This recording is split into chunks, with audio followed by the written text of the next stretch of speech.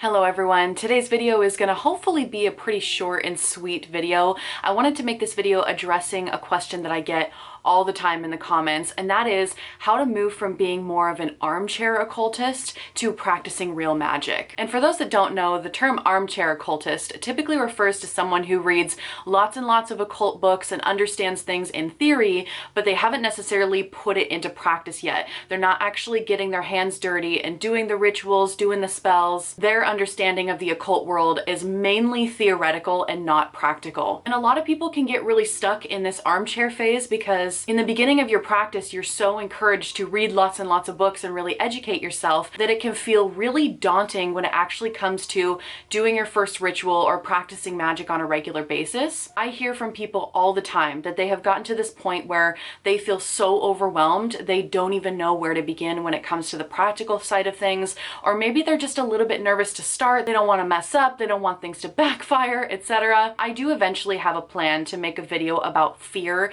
in occult spaces because there is so much fear-mongering that I feel is completely unnecessary, and it's keeping beginners from actually doing the thing, from actually practicing. It's a major problem. And yes, whilst I think it's important to practice protection and, common sense and all of those things, there is so much fear-mongering, and I really don't like how it's put beginners into this box of not being able to get out without fear of something bad happening. So I'm not really going to be addressing that in this video. I will make another video separately about fear in occult spaces. That video is going to be a whole rant when I do. But I wanted to give some tips and tricks in this video for how to get out of that armchair phase and how to start practicing magic. And these tips are going to go kind of beyond the cleansing and protection routes, because one of the first things that you hear from people when they're talking to beginners, they'll say, start with cleansings. Cleanse yourself, cleanse your house, cleanse everything. Everything needs to be cleansed. And while I do think cleansing is important, spiritual hygiene is so incredibly important. There's so much more that one could do to bring themselves out of that armchair phase. And the same thing goes with protection workings. Another thing you'll hear from people is, well,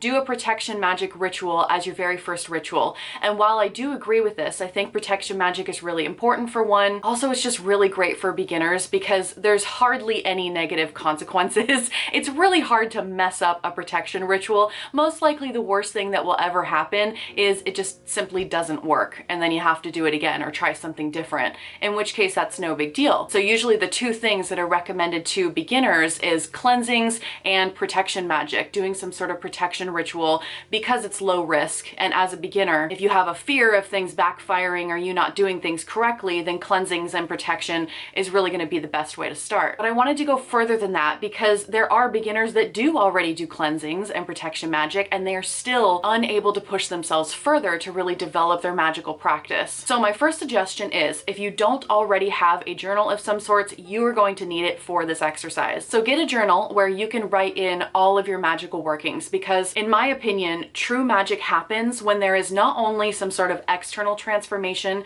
in your environment, but where there is internal transformation. That internal transformation is so important to the magical process. It is very alchemical if we think of the internal relationship with the external. And what you're going to do when you get this book is you're going to begin writing your dreams in it. You don't even have to be doing a full ritual. You don't have to do any sort of spell or invocation or evocation or anything like that. But the first thing that I would suggest is getting some sort of magical journal where you can write magical stuff in it. And first thing in the morning after you wake up, you are going to immediately write down all the dreams that you have. Even if you don't end up doing dream work later on, this is important for so many different reasons. First of all, your dreams can connect you to your subconscious mind. It can connect you to prophecy or getting divine messages from whatever source of divinity it is that you believe in. You can talk to your spirit guides in dreams. You can do so much, but it also helps you start to establish a relationship with altered states of consciousness when you are not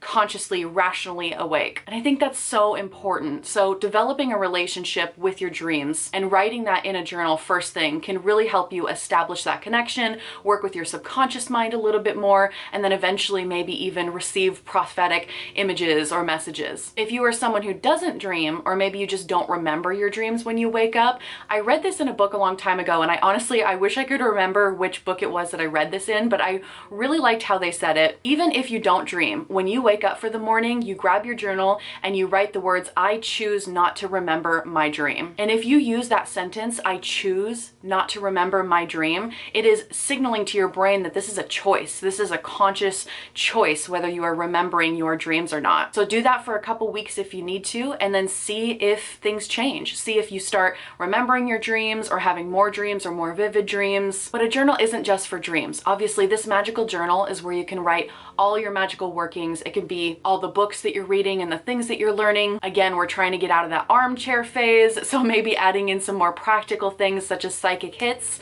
I think it's so important for every witch, every occultist, every magician, whatever you identify as, to work on your psychic abilities and your intuition, because that's going to help so much when you actually do spells and rituals. So what is a psychic hit, you might ask? You may not have ever heard that term before. It basically talks about any time that you get a positive hit or some sort of psychic affirmation of something that has happened. So for example, if you are thinking of someone that you haven't spoken to in maybe a year, and then they end up calling you later that day or calling you in the next day or whatever it is, but there is some sort of weird synchronicity there where you realize, oh, I might have psychically done something there. I either picked up on something that they were going to call me, or I sent out some sort of psychic message to them which made them want to call me. Or maybe you just get an intuitive feeling about something, like a gut feeling, and then you find out that that gut feeling was very accurate despite the rational information that you had at the time that directly opposed that. So anytime that you have moments like these, a lot of people call them psychic hits. You have hit the target or the bullseye with your intuition and your psychic abilities. And it's so important to write those down in your journal. That is one of the very first steps to improving your psychic abilities and your intuition, and ultimately practicing magic is strengthening that. And you are strengthening your abilities every time you write it down in your journal. You are giving yourself that positive feedback of, oh yes, I am psychic. I am intuitive. And in those moments of doubt, when you're wondering to yourself, is this all bullshit? I'm not really sure if I am psychic. Did I just make that up? You can go back to your journal and read all the times that you have had psychic hits to confirm to yourself that something bigger is happening here. You are tapping into your abilities. So get a journal for your dreams, for your psychic hits. That would be an excellent place to start. And that helps you kind of practice at least the prophetic sides of magic before you get into actually doing like a full ritual or a full spell. The second thing that I would recommend doing, apart from the journaling, is to develop a relationship with some sort of external spiritual energy. I say that very loosely, so let me elaborate on that. If you're interested in plant spirits or tree spirits, pick one plant or one tree that you want to develop a deep relationship with over the next month, over the next 3 months, however long of a period you want. Maybe it's not a plant spirit or a tree spirit, maybe it's an animal spirit. Maybe it's a god or goddess. Not everyone believes in that, of course. There's people that are more agnostic or atheist. Maybe it's your ancestors. Pick some sort of spiritual entity or energy that you can work with outside of yourself. So not only with your journaling are you working with your own energy and really tapping into your own intuition, your own subconscious mind, etc., but you're also developing a relationship with an external being or entity. Different entities and different energies have a different feel to them, so it can help you identify what your own energy feels like versus what something else's energy feels like. So for example, right now I'm working with agrimony.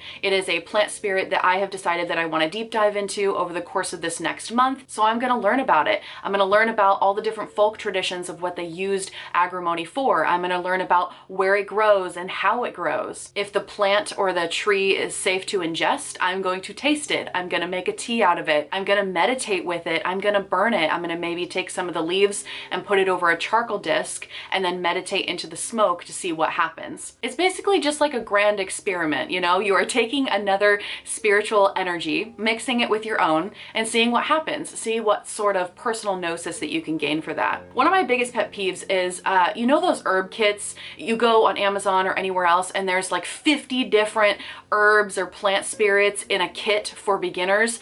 I hate those. I hate those so much, because how are you supposed to develop a relationship with all 50 50 of these plants all at the same time.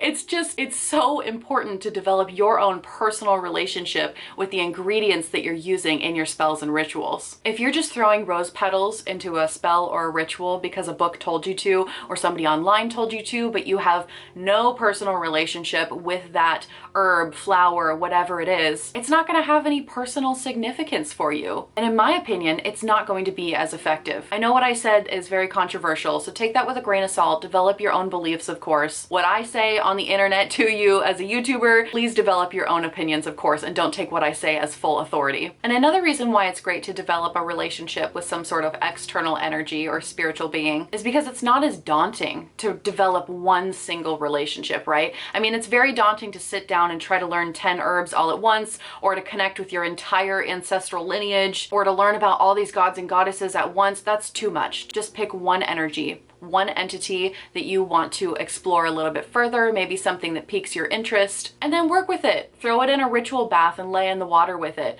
Drink it, as long as it's safe to do so, of course. Maybe make an oil out of that plant matter and then use the oil to anoint various points on your body, and then go out for the day and see what happens. So if there's a plant associated with luck and abundance, maybe you make a ritual oil out of that by just mixing it with some jojoba oil or sweet almond oil. I love using olive oil for my oils. Letting it infuse, of course, and then just anointing a different part of your body. Maybe you put it on the soles of your feet to see where it can take you for the day. Maybe you want to hear some really good news, so you take some of that oil to anoint right behind your ears. Maybe there's some sort of spirit that's linked to prophetic sight or visions or divination, things like that. And so you make an oil with correspondences to that spirit, and then you anoint your third eye right before you go into a meditation to see if you are able to gain any sort of additional insight. So there's so many different ways that you can play around with these relationships with spirits. Get to know your local land spirits. And if you are interested, I did actually do 2 videos I'm going to link below. The first one is a video on how to work with plant spirits and tree spirits in general. It's a very basic 101. I made that video forever ago, so please forgive me for how terribly it's filmed, but I still think the information is good in that. The second video I'm going to link below is a tree magic deep dive. I went through a big long deep dive on tree spirits because I really love tree spirits so much. But again, doesn't have to be plants and trees. It can be whatever kind of spirits you want to work with. So at this point, we've talked about establishing a journal for your psychic abilities and your intuition. We've talked about developing one single relationship with some sort of spirit or spiritual energy. Now I want to talk about divination, because I think this is another thing that really helps people get out of their armchair phase and actually start practicing magic on a regular basis. And divination is a huge umbrella for so many different techniques within. Divination usually refers to the art of fortune telling, although there's so many different ways that we could define divination, and this video is not going to be a full exploration of that. But under the umbrella of divination, you have tarot cards, oracle cards, scrying into a black mirror or scrying into a pool of water, or even doing candle wax scrying, which I do have a video about, and I will link that too. Working with pendulums, working with runes.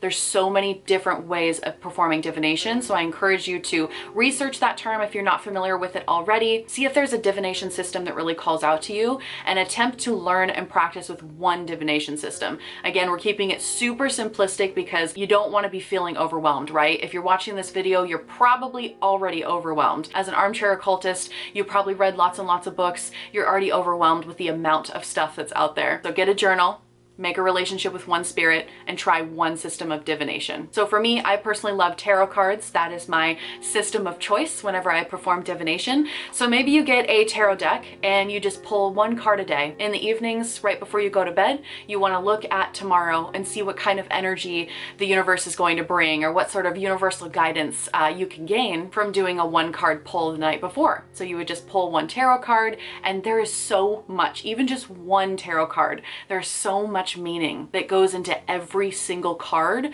that you really don't need anything more than that. If you're feeling overwhelmed, really just pull one card and look into the meaning of that specific card. Or let's make it even easier. Let's say you are interested in tea leaf reading or coffee reading, because yes, you can definitely do this with coffee beans as well. So let's say in the mornings you drink a cup of tea or you drink a cup of coffee. At the end of drinking that, assuming it's loose leaf tea, because I don't think you'd be able to do this with bag tea, and assuming you have a little bit of coffee grounds left in your cup, but you can spend maybe 5 minutes a day after you drink your tea or coffee looking at the bottom of your cup and just practicing, again, your psychic abilities and your intuition, seeing if you can see any images out of the loose leaf tea at the bottom of your cup or the little coffee grounds that are sitting at the bottom of your cup. What images can you see and how do they pertain to your life?